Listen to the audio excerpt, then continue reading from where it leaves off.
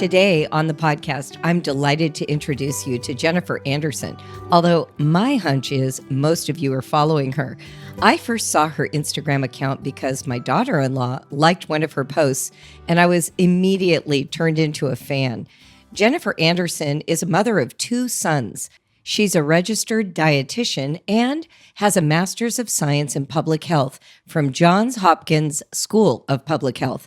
In 2019, Jen founded Kids Eat in Color, a resource for families seeking evidence-based information and strategies on child nutrition and feeding.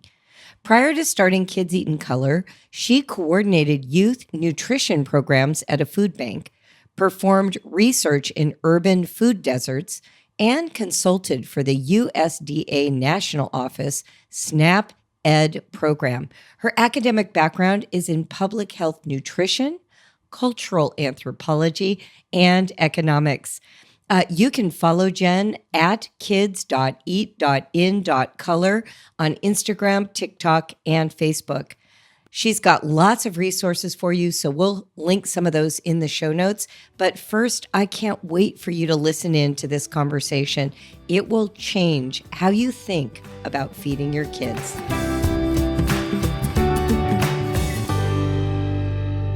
Jennifer, it is such a treat to have you. Thank you for coming to my podcast. Thank you so much for having me. I'm so excited to be here. Yeah, me too. I wanted to start by telling you sort of my journey in nutrition, and then I want to hear yours. I was raised in the 60s and 70s by a mom who, at the beginning of my childhood, drank RC Cola, ate potato chips, gave us ding-dongs, in our lunches. I used to love bologna on white bread. That was my favorite sandwich. And my brother and I both were asthmatic. And when I hit about 4th grade, my mom went on this journey of really investigating nutrition. We lived in Southern California at the time. My sister and I like to joke that she's the original almond mom. And she even used to say things like, have 6 almonds, that's a complete protein. She was very conscientious, but not punitive. Like, I never felt restricted. I felt educated. We used to look for BHA and BHT on food labels as kids, and we ate a really well-rounded diet. But I also saw like a dark side arise in the nutrition space. And so I've had this sort of ambivalent relationship with people who get very into nutrition, even though I really like whole foods and I like eating a diet that isn't heavy in sugars. So that's my background. And when I read what you post on your Instagram account, I feel so reassured. I feel like you've somehow found this magical balance. What is your background and how did you find yourself in this position of giving advice? Yeah, great question. To the question of like, how did I end up, Yes, with a place to talk to people? My son, so I went to public health school. I, looked for a job. I got a job, all those things. I knew everything about nutrition as well as feeding kids. And then of course I had my first son. I was so good at feeding my kids before they were born. And then I had my son, and at his 6 months, he was like so chubby, and his little cheeks, oh my gosh, they're just like hanging, so kissable. And I go to his 6-month appointment. The pediatrician says he's not gaining weight. What? I was just floored. I was like, felt like such a failure. Like, doesn't he know I'm a dietitian? Kids don't care what you do. No, that's like having a child get a C on an essay as a writing instructor, right? Like I would have that same feeling. You're like, no. They don't care what your day job is. So I found myself suddenly in this place of like, why is my child struggling? And that was like the start of a childhood of trying to keep him on the growth chart. Wow. It's so hard. And as my second son started eating, I noticed signs of like extreme picky eating as he was starting solid foods. And I was like, oh, you know what? I'm going to watch it. I'm going to do all the things.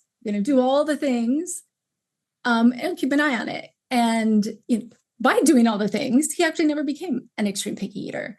But when my first son was 3, I was making these cute little bento box lunches, like Pinterest lunches, because honestly, if I did that, he would eat them. Yes. And I'm trying to keep the kid on the chart, right? Yeah. So you call me a Pinterest mom, but I'm like a surviving mom. And so I'm standing in the kitchen. I remember looking out the window and thinking, I cannot be the only parent having a hard time feeding my kids. Yeah. I cannot be alone here. And I'm supposed to know what I'm doing. So I started an Instagram account with these cute little lunch boxes, and I'd make a lunchbox and talk about why I did what I did. And that was that, right? It kind of took off. And, I also grew up in Southern California, and, so mom, the culture. Yeah. And my mom grew up with a dad who was like whole wheat in the eras of, white bread and bologna. Although I did have bologna. You said bologna and I was like, oh my gosh, bologna. I remember bologna. I know. But my mom had kind of a balanced approach. She never was the almond mom, never would have counted the almonds. And we had our fair share of junk food that was, part of both of my parents' culture as well. And I say junk food in quotes, but we all know what I'm talking about when I say that. Yes. So it was interesting, just kind of like going into this. I mean, my parents managed to avoid diet culture for the most part. I mean, my mom went on diets and counted calories, but for some reason that was never put on us. We weren't talking about body size or, that sort of thing in the same way that I think a lot of people are exposed to now. And as I started talking on Instagram, I noticed that people were obsessing about their child having sugar. And I was like, well, that doesn't make any sense. Why are you making yourself crazy? Yeah. I am all for eating less sugar. That makes all the sense in the world. We tend to eat too much. But also, it's going to be okay if my child has a cookie or 2, or heaven forbid, 5. So it just logically made sense to me. We need to tell kids what foods do in their body. That's so important, I believe. We got to give them the information. You felt educated, right? Yeah, that was what worked well for me. I had this asthma condition. My mom started understanding mucus production, not to be gross or anything, but she just started changing our diet away from processed foods to whole foods. And both my brother and I had significant improvement with those changes. Mm-hmm. And because we could feel the improvement, we were more bought in. It wasn't like some abstract theory. It felt actually relevant to our own sense of power in our lives. Why do you think eating is such a big topic of discussion around for young parents in particular, especially when you have small children just learning to eat? But I mean, honestly, you see parents obsessed about food when they're not eating and when they're eating too much and what they're choosing to eat. I had a child who for years seemed to live on pretzels. I'm sure that's not true, but it just seemed like that was the one food he always ate. Why is it such a big topic for parents? Well, I think at the core, especially for moms, we feel this visceral connection to feeding our kids. Yes. It's like we made them out of food. We took the food, we turned it into a baby. Oh my and gosh. We're supposed to, feed this baby in some way.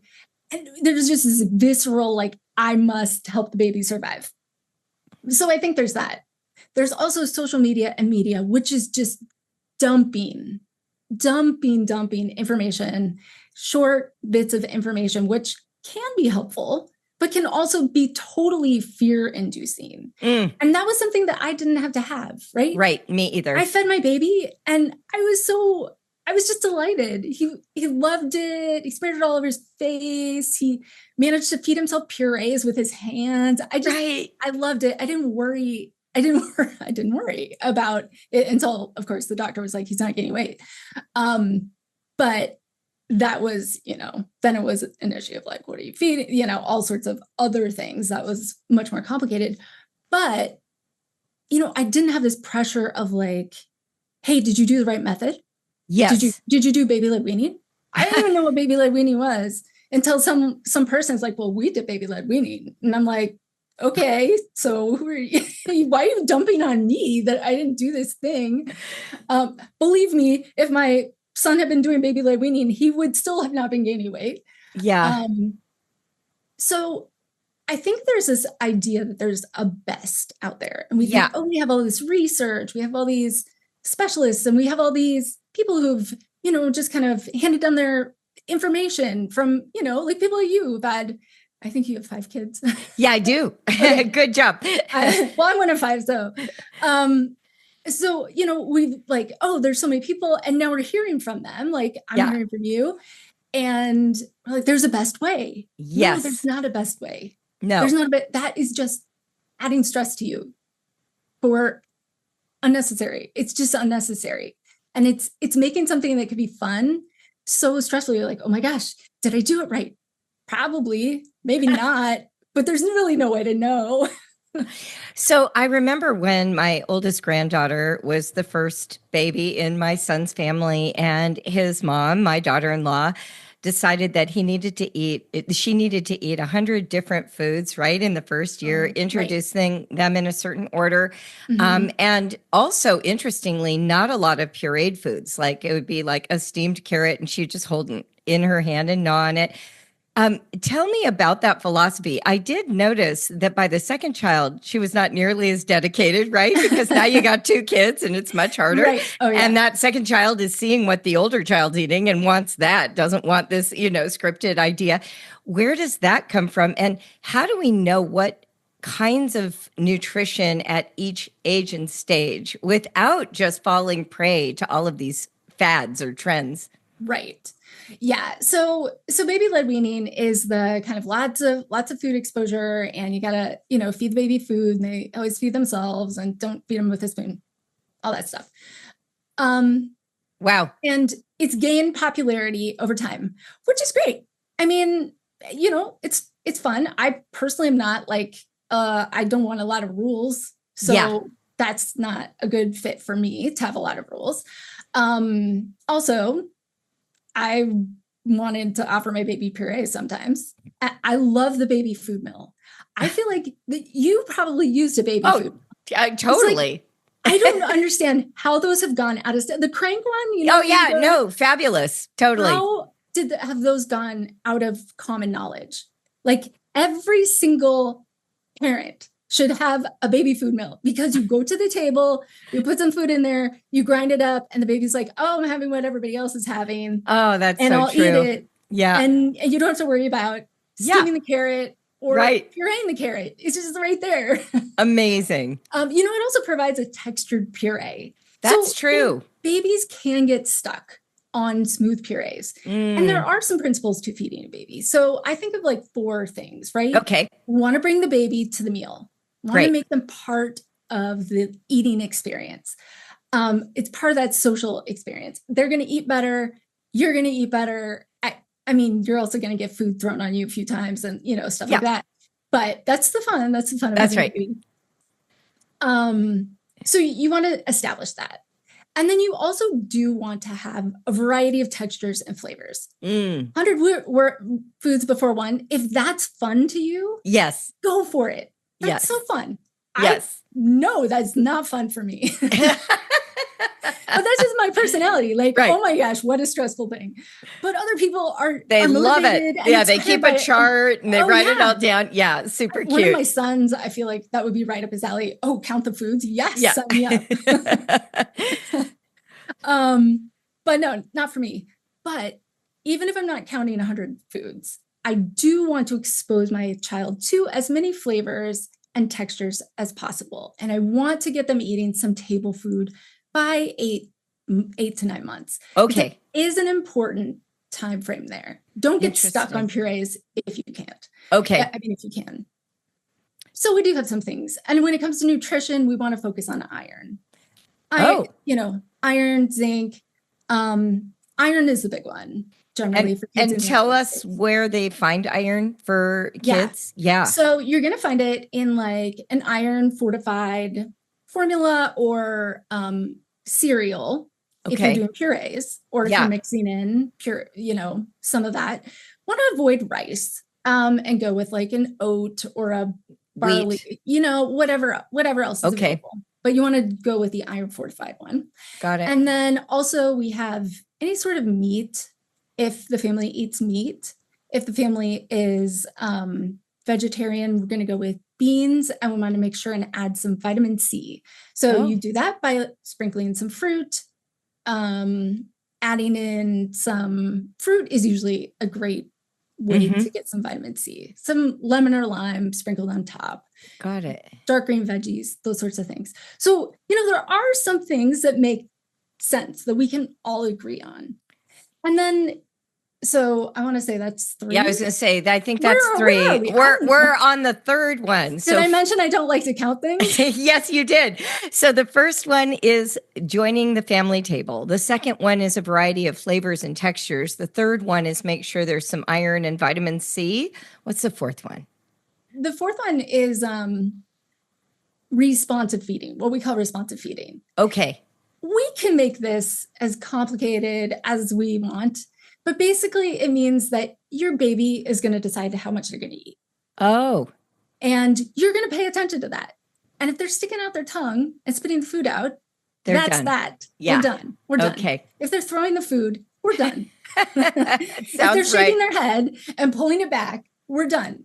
And if they keep eating and keep on to eat more, you let them eat more until they're done. And by you responding to them, you're teaching them to observe their own hunger and fullness cues. That seems important. This is important, and it's really the foundation of the whole feeding relationship over time, where you're really nurturing their ability to follow their hunger and fullness cues. Yes, because I'm assuming that if you lead your children this way in eating, the goal really is for what in the diet culture they call intuitive eating, which I don't know why that language still bothers me. Because if you have to I can tell you why, but yeah. If you have to teach intuition, is it intuition? I think that's the piece that is tricky to me. But I think the meaning that they're trying to ascribe is that you're paying attention to your own hunger cues and your own sense of satisfaction. Is that what you would say? Yeah, absolutely. And then this is just a little pet peeve of mine. Yes. Intuitive eating is a therapeutic model for adults who are working on getting out of diet culture. Okay. Intuitive eating is not a way to raise your children to eat. Oh my gosh. Say more about that. That's so helpful, because coming from Southern California, coming from all the diet culture of my past, one of the reasons I am a little bit suspicious of nutrition culture among women is that I saw it as a disguise for dieting. A lot of women would say, oh, I'm vegetarian, I'm vegan, I'm lactose intolerant, I'm gluten-free. And that's their way of restricting food intake under the guise of being healthy. But really, it's just an expression of diet culture. And I've known anorexics that have pretended to be healthy. So it's always worried me when people get too wedded to that. And then the imagined outcome could be that you're imposing that on your child under the guise of nutrition, but really it's just an expression of diet culture. Does that sound right to you? Okay. 100, you nailed it. Okay. Totally nailed it. Okay. And of course, there's other parents who care about nutrition and their child has asthma and they're trying to resolve an issue. Yes. And it's not part of diet culture. It's part of their child's health and survival. So, but yes, but I would even add there that at a certain point, and I've talked about this with my siblings, my mother is gone now and I love her dearly, but one of the things that was sort of bred into me was a suspicion of medications of any kind. I never had even aspirin in my house. I was a bit of an anti-vaxxer early on. We did do vaccines. We did delayed schedule. We skipped certain ones. I have opinions that have changed over time, but I was very skeptical. I had home births. My father was a personal injury attorney. So I heard horror stories of doctor failures all growing up, right? So this combination of nutrition to solve asthma, skepticism about medicine, actually sometimes prevented me from getting treatments that would have benefited my children or me because I Right. was so caught up in this culture. So, can you talk a little bit about that? Like, how do we balance the desire for a good nutrition life versus and how we end up going down these rabbit trails of unfounded, research, what people call research, but it's really anecdote or whatever. I mean, I even said, I want to know your opinion on seed oils because this is like Yeah. this crazy raging debate right now. And it just reminds me of all the things I didn't like about being in the nutrition subculture. So Right. Well, go for it. I do. I do. You ask like the most amazing questions. And you really nail like the crux of it. And Yes. I think what's interesting is I was I'm potentially, I think like somewhat around your kid's age, maybe a little, Yes. I Yes. don't know. um, so I'm in my 40s. So Yes. Yeah. You're just a little older than my kids. right. I'm Okay. 63. So if you were in Southern California, you were there Right. when I was a young adult. Right. Right. So we're there Yeah. somewhat in Yeah. the same time period. And, I was homeschooled. So we were in the homeschool community, which was Right. very much, we were kind of on the liberal side because we had a TV Oh, and, yes. Amazing. and we wore pants, like the girls wore pants. So there were Practically a Marxist. yeah. And so we were definitely on the more liberal side. And suspect in some cases, but I certainly had friends, and we were vaccinated. My great grandma was a public health nurse, and so Got she didn't know it. the horror stories about polio. And Yes, of course. my mom Right. was like, "We're not doing that."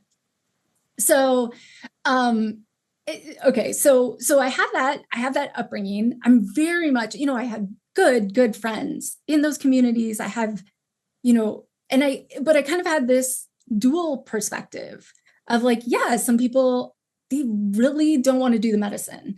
And we had Tylenol in the house, right?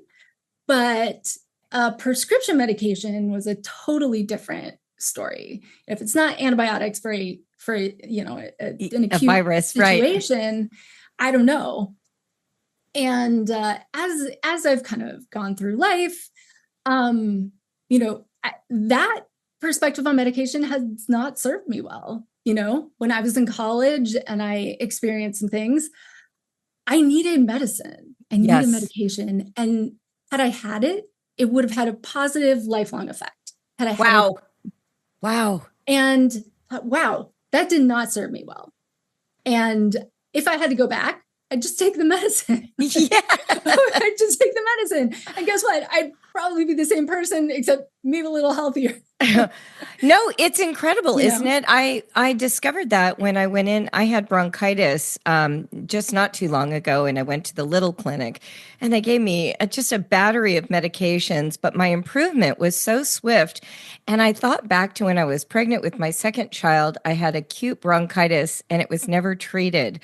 So I was recovering just like on my own because I was pregnant, and it took me 8 weeks, and it seriously compromised my pregnancy. And I just think about the difference between those two experiences. Like, there is something about medicine that people find, I don't know, maybe it feels mystical or they can't understand it because they don't have the training. But there is a real fear that the medicine is worse than the disease. Can you talk about that as a public health specialist? It's so confusing to me. Okay. I think it can be true. Awesome. I've certainly, I remember taking one medicine the past couple of years. I was like, this is not for me. Like, yes. I cannot function when I take that. I cannot be my children's mother. I cannot do anything. This is not for me. So those experiences are real. Yes. And I don't know what I had. We refer to it as the consumption last year. It was the nastiest thing. I'm still recovering. Yes. Illness, like a year later. Wow. And at one point, they prescribed me a medication, and I'm like a reader of the packages Yes. because I do have a little bit of skepticism always, because I Right. know the medical system, doctors are overworked, all that stuff. They prescribed me a medication that could have seriously compromised me. It was like Wow. contraindicated for me. And I was like, well, thank goodness I read the package. I was so mad. At the same time, medicine has pretty much saved my life. So I think just Yes. like anything, we need to acknowledge that, yeah, bad things can happen. But also really good things can happen. Yes. And that's really going to be true of just about everything. There's going to be pros and cons. So yeah, we do need to have a little bit of awareness and not just blindly go into the doctor's office. But also we need to not blindly say no to things Yes. just because there's a potential downside. My Because it could dad, be so helpful. yes, my dad as a personal injury attorney used to always say that medicine is especially good at emergencies and not as good at maintenance. And I kind of kept that in mind over my lifetime. Like, I know that in med school, they get one course on nutrition, but everything else is oriented towards like life saving. And so those are kind of helpful parameters. I agree with you. It's really important to read labels, read and understand what's being prescribed. But I just got to hear what you think about the seed oil controversy. We cannot let this go. Right. So seed oils, I'm so glad you asked. Here's the thing about seed oils. People want to know the truth. Yes. They want the facts. Am I killing my child or am I not killing my child? And what I most want to tell parents is seed oils are about identity.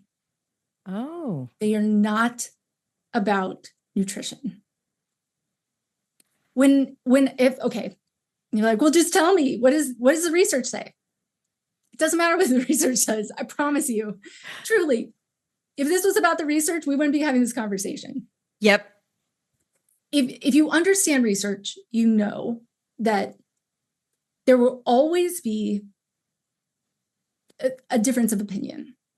There will always be multiple observations of the world and different results of studies. Yes. But one study is a drop in the bucket. And what we need to do is look at what's in the bucket. You know, if there's like blue drops of water going in the bucket, and there's also, green drops of water going in the bucket. This is a horrible analogy. Let's use orange juice and milk. Okay, so there's orange juice coming in, there's milk going in.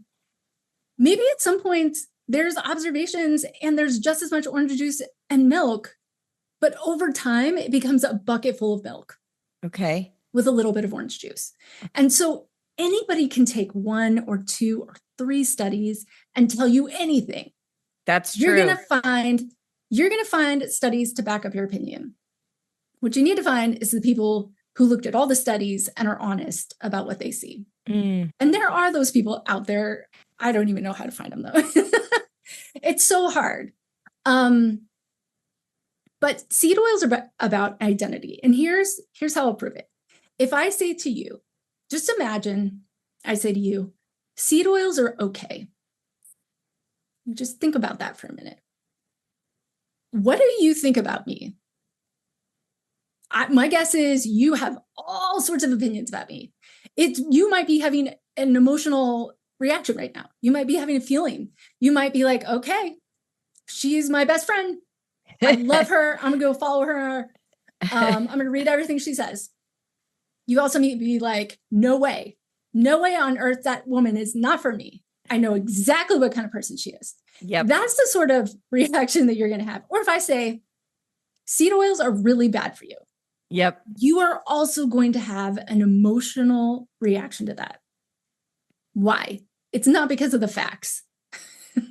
No, it's not because of the facts at all. It's because it's part of our identity. And we are using these foods to become part of a group. we're kind of rallying around these. And, humans over the course of forever have used things to become identity. There's some religious groups that have food codes, and there's some groups, there's some groups where they're like, okay, in this community, we eat this one dish and we make it together and it's part of who we are. That's what seed oils have become. Yes. The issue with this is, it's being used to like cause fear in other groups, and also people who are like, they're in between groups. They don't really want to be part of a group. They just want to know if they should be their kids this, and they hear it's okay, and they hear it's dangerous, and they hear that. I think I saw one. Oh my gosh, they called it. Oh my gosh, what did they call it? It was like a death accelerant. That was seed oils are a death accelerant. A death accelerant. Oh, Lord have mercy. I was like, wow, that's an amazing analogy. I'm going to take that and I'm going to apply it to food marketing to children. Oh my gosh.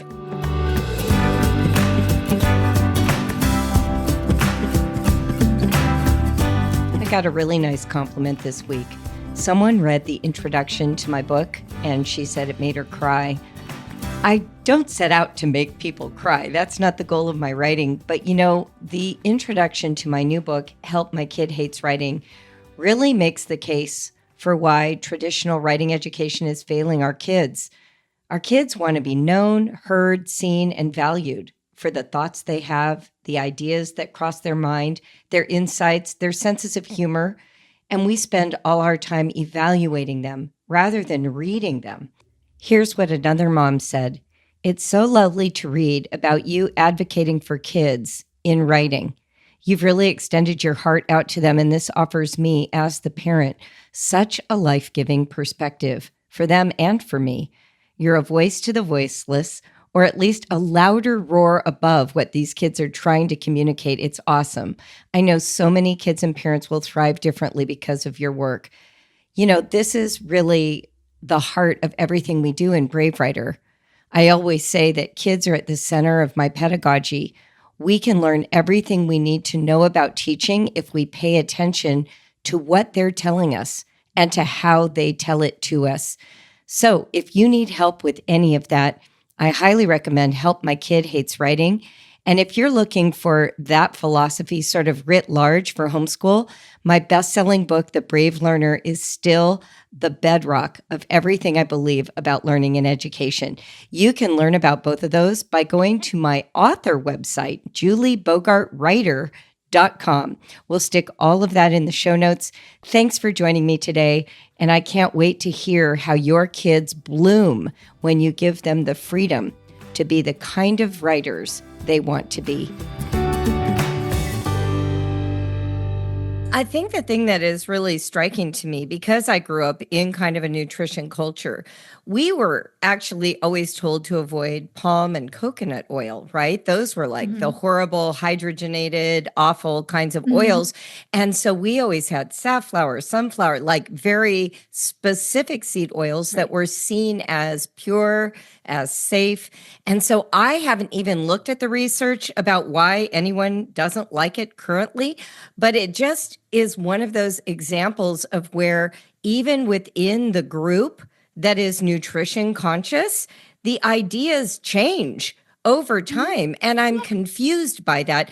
Do you want to just real quickly explain, how did seed oil become an identity marker? Why is it that and not just processed foods or sugar? Like, why did it become seed oil? What is the evidence that these people claim makes it worth championing this cause with so much energy?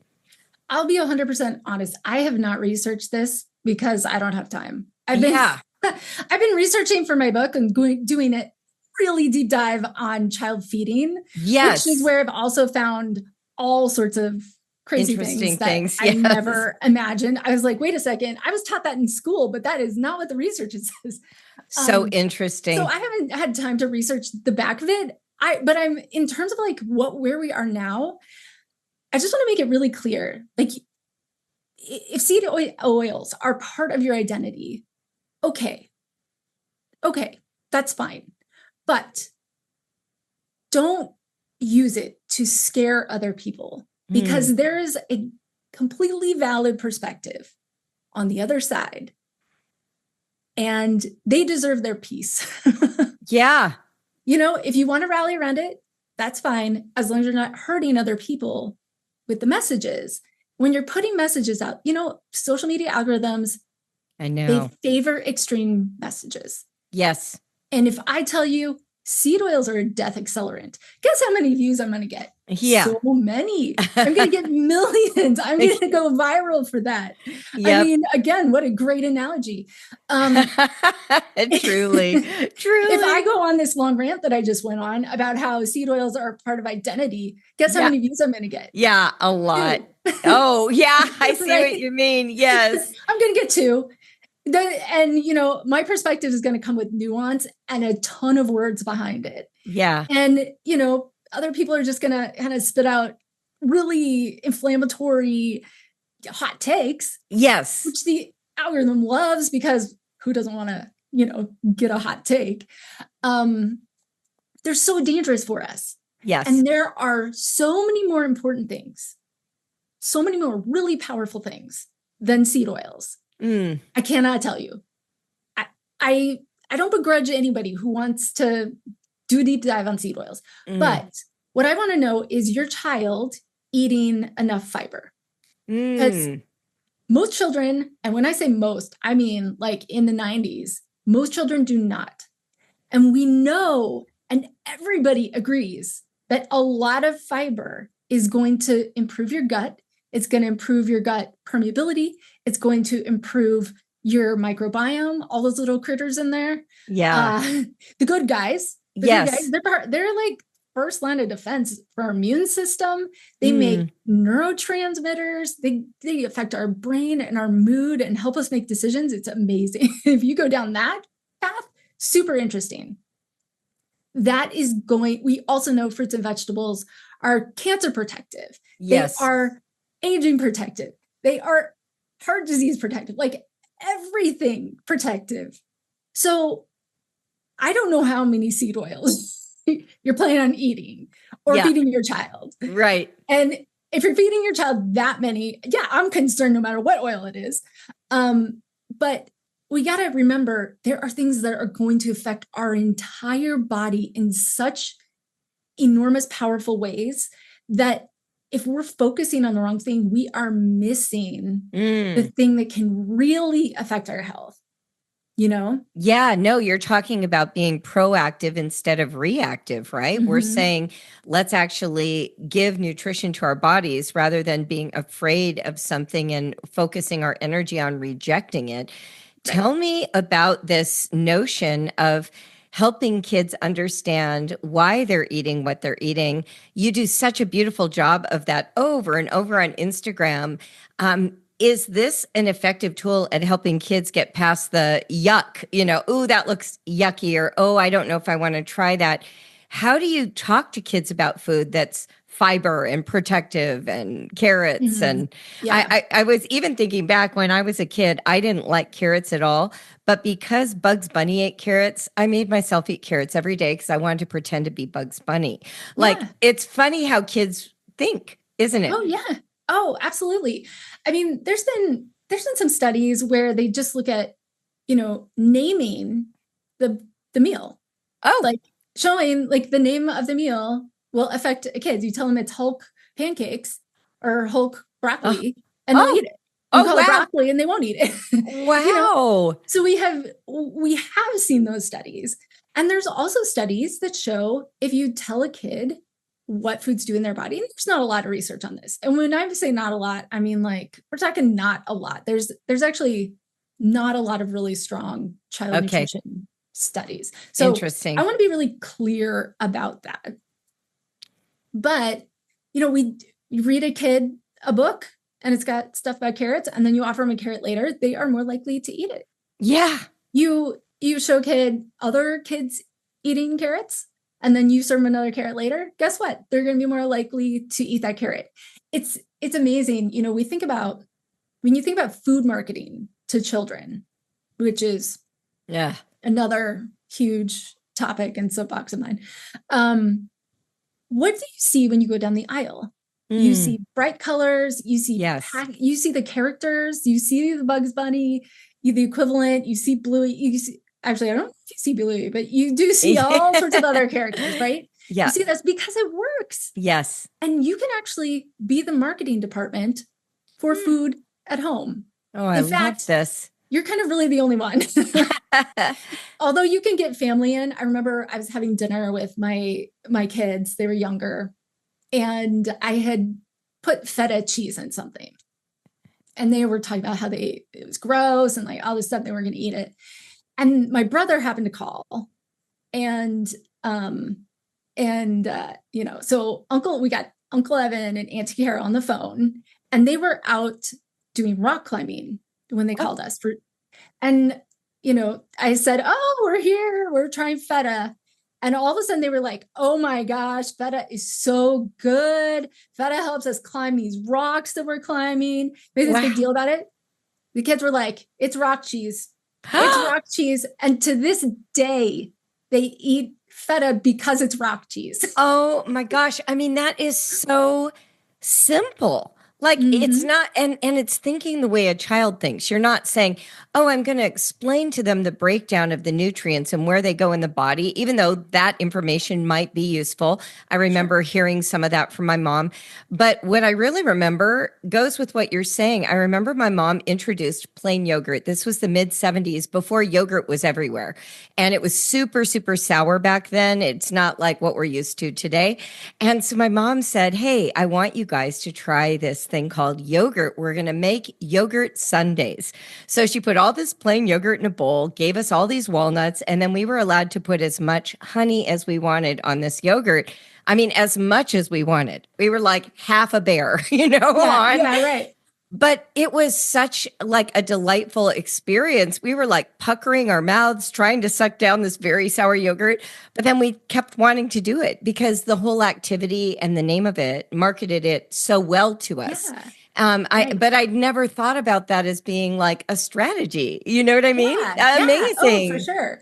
The celebrity relative strategy is underused. I love that idea. The fun uncle, the grandma, the aunt, yeah, all the people.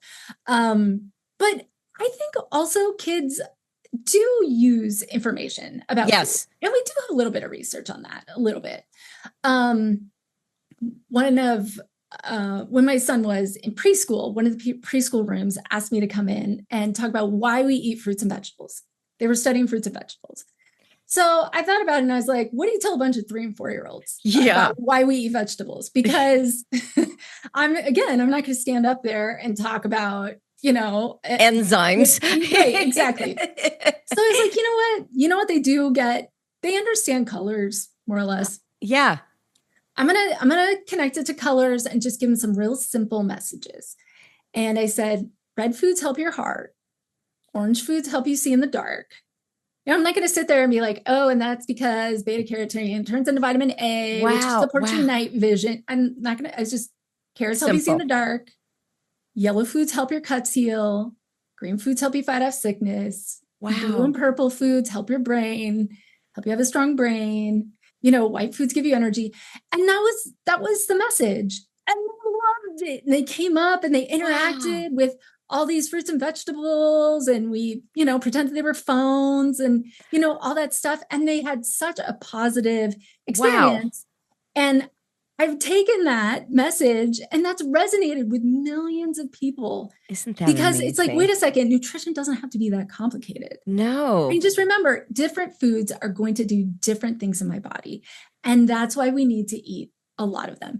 If that's the only thing that kids take from us, then we're doing okay, right? Yeah. We And just it, need to eat a lot of different kinds of food. And yeah, it's fine if we have a donut or like eat some yeah. cookies or have some candy, but also are we eating the variety? And we actually, so when we look at what's happening in like nutrition education, Mm, we hear, people are coming back from school and they're saying, what they're doing is they're categorizing good foods and bad foods, healthy yeah. foods and unhealthy foods. Mm, And it's something, comes from diet culture. Often the healthy foods are the low calorie foods and the unhealthy ones are, the high calorie foods. A lot of it stems from, our body shaming and diet culture and like all the things, right? Because you cannot say broccoli is healthy unless you're sure that the other person is not allergic to broccoli, is not only eating broccoli, isn't eating broccoli because they have an eating disorder, right? There's so much that goes into whether a food is healthy or not. Like, is the almond healthy when you have life-threatening tree nut allergies? No, it's actually deadly. Wow. So there's a lot of nuance. And so we're hearing kids coming back saying, my teacher said I couldn't eat my muffin because it's unhealthy. Mom's like, I made this muffin with lentils and like some chocolate chips. I don't know how that's unhealthy. And so we're hearing these messages. And if you look at nutrition education curriculum, this is what we see so much. And so I actually pulled together a couple educators and eating disorder therapists, and we were like, we need to do a little bit better and offer something. So we actually have a little unit study on nutrition that is based on the colors. And we have two editions. One is like, what is it? Kindergarten. And the other one is first to third. I don't know. There's some breakdown. Yeah. But it's just based on like, hey, we can talk about foods without demonizing them. That's right. We can joyfully celebrate fruits and vegetables without being like, and you have to eat them or you're gonna die, and these are the only healthy foods, and like I love that. When you were talking about colors, I remember reading an article. I lived in France for a year as an exchange student, and I was reading an article that said that the French in a typical day eat 13 different colors of food, sometimes as high as 20 or 25, but 13 is like the average. And Americans, it was 2 or 3. And just knowing that information changed how I ate. And I just started looking at my plate for color. Like, do I have enough colors on my plate? Because it was the variety of all of their vegetables and fruits that was creating this protective medical nutrition, or whatever, however you want to call it. Whereas for Americans, we get in these eating ruts and we do not have that variety. And so we might be full, but we're malnourished. We don't have like the full protective value of all the different vitamins and minerals. Have you heard that? Do you know that about Europe, especially France? But have you heard that before? I had not heard that about France, but I know there's been some research specifically about the gut microbiome diversity and number of plant foods. And really like its color, Yeah. Because it's those pigments that it's the actual color that affects us. Right? Wow. The colors are the different chemicals, and those different chemicals do different things in our body. The more you get into like the idea of color and all these things, the more I'm like, wow, how did I know that when I went in and talked to those little kids? But it's so true. Like, these colors are important. And when you see the difference in color between a watermelon and the peel of an apple, it's got different nutrients in it. And that's so cool. And so some of the research coming out is like people who are eating 30 different plant foods a week. And that also includes like rice, white rice, brown rice. Guess what? Different color, different nutrients. Yeah. Some of the same ones, obviously. The white rice is in that brown cover. Right. But different foods. Red pepper, yellow pepper, green pepper, orange pepper, purple pepper, different nutrients. And when you're eating 30 of those a week, you are having that stronger microbiome, which affects everything about you. Now, getting kids to eat those 30, that's a struggle sometimes. I mean, for my kids too. My kids, one of them might be eating enough fiber. The other one certainly is not. And for him, based on all the other things going on for him, I can't focus on that for him. But yeah, even for ourselves, I feel like there are times when I need to prioritize my own nutrition. And so I'm not going to worry about feeding them 30 foods a week, but I'm going to focus it on me, because if I go down, guess what? everybody goes down. Well, that's absolutely true. And sometimes it's seasonal, right? Like Hmm. when my daughter was really young, she used to eat salad very easily. And then she got to like age 8 or 9 and didn't like it. And I remember very distinctly someone offering her salad. And she said, "The sad thing about me is I used to like salad." Like she didn't like it anymore. But, she's a full grown adult now, and salad is like her favorite thing. We go through phases, Mhm. right? And sometimes there might even be an invisible to the person reason why they're not interested in a certain type of food, and then it comes back around later. And I've watched Right. all my kids go through picky phases. They're all adults now. And I'm even shocked that my son, who was the pretzel eater and really limited diet, he eats this huge variety of foods now in adulthood. He's just turned 30. And, his wife happens to be really interested in a lot of like Asian cooking. And Hmm. so that expanded his palate. It wasn't how I cooked, but he Right. found like an entree later in life, and that sort of rounded out his diet.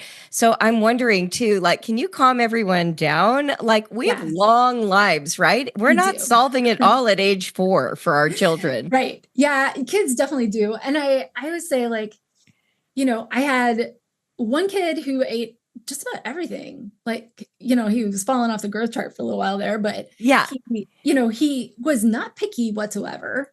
And my other kid really struggled, but we essentially lived a feeding therapy lifestyle because it was kind interesting. of what I did, right? Yeah, And we kept him in the typical range, but he was still what would be considered like a picky eater. And, fast forward, one is 10 and the other's 8. And all of a sudden, my picky eater has finally, everything's come together for him. And mm, he's trying foods and even foods that make him uncomfortable. And he's branching out and he's eating a variety of foods where I'm like, I can't really call you a picky eater. Meanwhile, the one who's always eaten everything is like, I don't like eggs. Like, you're not allowed to not like eggs. What do you mean you don't like eggs? I mean, And it just like comes out. do you honor that? Like, I remember reading a really wonderful article back when I was raising kids that said, if you as the adult have the freedom to turn down something because it smells weird, looks weird, tastes weird, even before you taste it, why can't your kid have that same freedom? I was thinking back to my childhood again, and I was at a friend's house having dinner, and the mom made pistachio pudding for dessert. Well, my family, we didn't eat much sugar. I hated pudding, and I despised pistachios. And this mother would not let me get up from the table till I ate every bite. And she stood behind me, massaging my shoulders Ah, and saying, "Take another bite." And I was gagging it down. Like it became this, I never wanted to go back for a meal there, and I never did, but it became this very sort of traumatic eating yeah, experience. And yeah. so I remember that very vividly when my child would say, "I don't want to eat this." I'd be like, "Yeah, you do not have to. Right. But there's also this like, take one bite before you say no. Where do you stand on that? And what's the best advice for a parent? Yeah. So when I think about these one bite rules, and that's what I call them, I have one strong opinion, and I guess I have two strong opinions. One is that every kid is going to react differently. You don't know how your kid is going to react to a one bite rule. Some families use these rules so effectively. It's just part of their culture. We try a bite Yeah. and then we decide if we want more. And that's just how they do it. Like if you want more of the bread, that's fine, but you got to try everything on your plate first. And that's just it's Family fine. culture. Yeah. Family culture. There are whole communities. I've heard this is a common thing in France. I don't know. I'm not Ah, French. I don't want to yeah. speak for them. Yeah. But there are communities where this is just the culture, try a bite. And it's fine. And in which case, if that's how your family is working, great. That's actually awesome because Yes. kids do learn to like foods better if they try them. Right. Um, but often that's not great and it's causing drama or trauma. And so, Mm. like in your case, like that's is egregious in my Yes. opinion. Extreme. Oh, yeah. Um, but if your kid is crying and Mm. there's yelling and everybody's blood pressure is going up and you're feeling your face flush and the kid is like fussing to come to the table and becoming pickier, it's not working. These Mm. are all signs that it's not working for you. Mm. It's not working for your child. And in that case, stop. It's okay. You can stop. There's actually no moral imperative to have a 1 bite rule. Mm. You know, like some people are like, oh, we gotta have the 1 bite rule. I remember my parents taking this class and they were like, you gotta have a 3 bite rule. Every kid has to take 3 bites. Like, why? Who's writing the rules? There's no rules. No. I mean, if your kid is happy to take 3 bites, fine. But like, is this what we're going to be crying over? Like, is this the hill you're going to die on? Mm. Okay. If so, you probably don't have many other problems, and that's fine. But this is one that you don't have to do. Now, there is no research. I have not been able to find one research on a 1 bite rule. Mm. So what do? We observe our kids. And if it's not going well, we say, you know what? This isn't for us. And if it is going well, great. This is for us. So that's my first strong opinion. The second one is don't call it a no thank you bite. Oh. That I am very opposed to. I don't even know what that is. I've never heard that expression. Yeah, so describe so the that no for thank me. you bite is you have to take a bite before you say no. Oh. And before you say no thank you. No, you should be able to say no thank you because this is practice. We are just practicing and practicing. What happens when someone offers your child a cigarette? Do I have to try it before I say no? Mm. No. I've heard some people get pretty angry when I've used that analogy. Like, but you know what? You're practicing that neural circuit over and over and over. I have to try it before I say no thank you. Have to try it before I say no thank you. It's one thing to say my parents have this rule that I have to try it, period. Yes. That's one thing. Okay, that's more of a boundary. I see. But to say, oh, you cannot refuse something until until you try it. No, I can't get behind that. Wow. We want to train our kids like if it doesn't feel right. Yes. And you think maybe you're allergic or it might make you sick or like something like that, you should be able to say no thank you and then not eat it. You know? Yes. Like, what if pistachios made you sick? Oh my gosh. I mean, I almost threw it up because I was, you start gagging when you really don't like the flavor and the texture of something. And I was actually a very good eater. So it was kind of shocking to have dessert forced on me. Like I felt like, couldn't I just refuse dessert? In my house, we didn't even have dessert. And here I was being required to eat the entire thing in front of everybody, supervised by the mother. Now that's like the 1970s. So things have changed. But I brought it up because I think sometimes we can have that spirit of that, this standoff, like you can't get down from the table until you eat the last bite of whatever the food is. Right. And I remember one of the challenges that I had 5 kids, so 5 different palates. Sometimes I felt like I was making 2 and 3 different dinners. Do you have advice for parents who are dealing with like the picky eater over here, the vegetarian over here, the family meal that you think you want to prepare? I think it gets exhausting for parents. And sometimes the reason they're like, just eat what's on your plate is expediency, not even nutrition. They're just like, I already made the meal. Don't make me go back and make more food for you. Yeah. You don't have to do that. You don't have to be a short order cook. It is fine to lay down the law. This is what I make for dinner. You don't have to eat it. I mean, that's like, you got to sit with it. You got to sit with us for 12 minutes or whatever. Yeah. Right. My kids are pretty energetic, so we don't make them wait until everybody's done. But for us, it's, you got to sit with us for a little while, but you don't have to eat. Totally up to you. Because my son has had these weight issues, we do have a bedtime snack. So that's their fail-safe. Yeah. Okay. Yeah. Now, I don't necessarily recommend a bedtime snack unless it's something your family needs. But I almost feel like the harder you are on this particular line of like, I respect myself enough and my own time and my own sanity to not make multiple meals unless I have a extenuating circumstance. As long as there's something on the table, one thing that, everybody has one thing on the table. Maybe that means throwing a loaf of bread on the table. Yeah. Or, With some peanut butter or something. maybe Yeah, it right. means throwing yogurt on the table. Yeah, Whatever right. it is, as long as everybody has something that they could eat, you're done. That's your job. Nice. That's Okay. your job. And you can say, I will not make anything else. You do not have to be a short order cook. And you're not forcing your kids to eat anything. You're not overriding their cues. No, you're being the parent. You're saying, this is my boundary. And that's fine. It's fine to say that. Amazing. Wow. I just feel like this has been so life-giving to talk with you about this topic, and even healing for me to think about my own past and even raising my kids.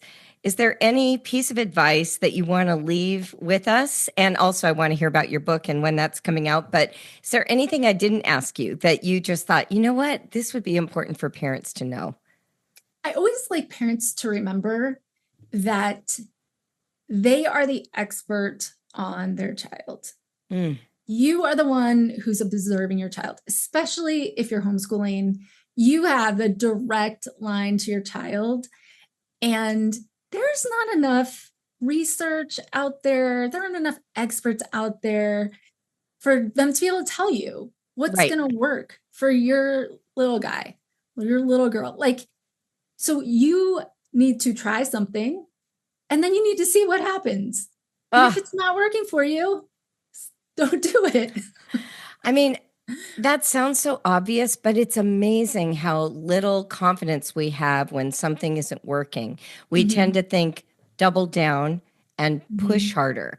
We don't feel that inner permission to let go and look for an alternative. So thank you for giving us that permission today. I think it's so critical.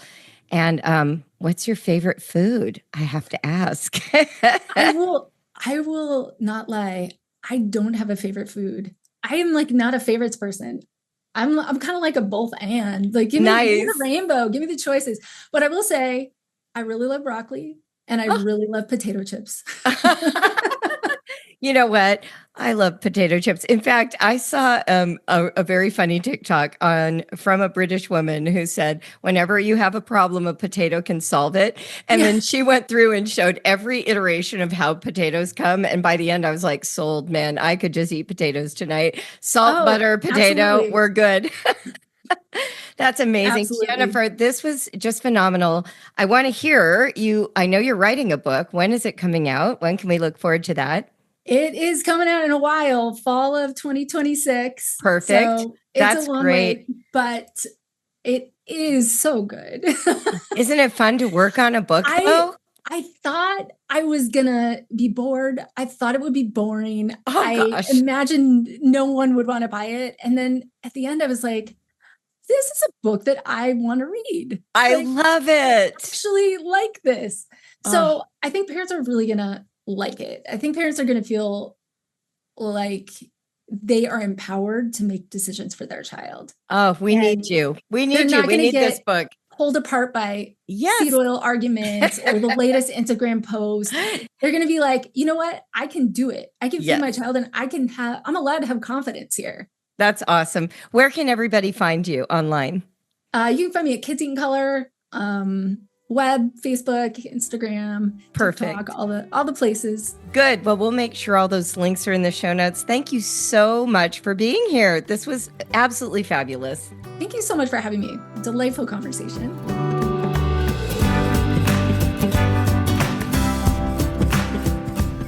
Okay, that's another Brave Writer episode in the books. Thanks for joining Melissa and me today. We love it when you leave us reviews, when you send us comments via text message. We read them all. We also couldn't do this show without our fabulous production team at Nova, or Jeanette Hall, the Brave Writer team member who handles all those administrative details you know nothing about.